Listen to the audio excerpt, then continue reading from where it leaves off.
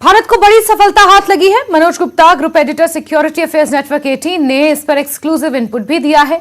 United nation security council ने अब्दुल रहमान मक्की को वैश्विक आतंकवादी घोषित करार दिया है।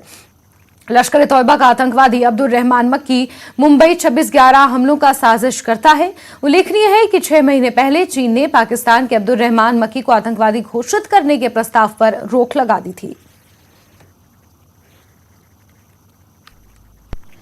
मैं समझता हूं कि ये एक बहुत बड़ी सूचना है या खबर जिसे हम कहते हैं। काफी समय से भारत चाह रहा था कि उनको आतंकवादी घोषित किया जाए, लेकिन बार बार चाइना जो था उसमें टेक्निकल हिचेस लगा देता था, किसी टेक्निकल रीजन से इसको रोक देता था।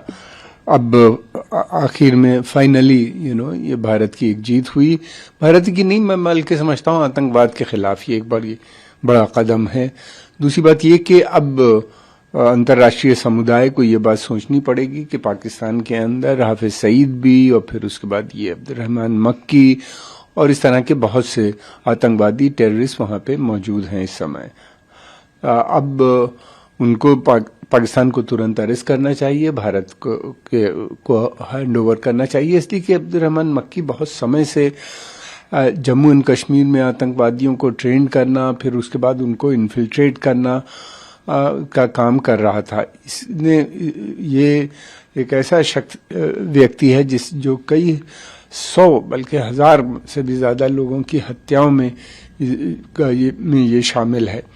जितने बड़े प्लानिंग होती थी वहां पे या जितना बड़े मेजर ऑपरेशंस हुए थे, उनको ये मिनट टू मिनट गाइड भी करता था, उनको देखना, उनको फिर लॉजिस्टिक सपोर्ट प्रोवाइड करना पाकिस्तान की सेना के साथ, आईएसआई के साथ, और इसके बड़े क्लोज संबंध आईएसआई की। ये बहुत इम्पोर्टेंट स्ट्रेटेजिक एसेट भी था पाकिस्तान की सेना का।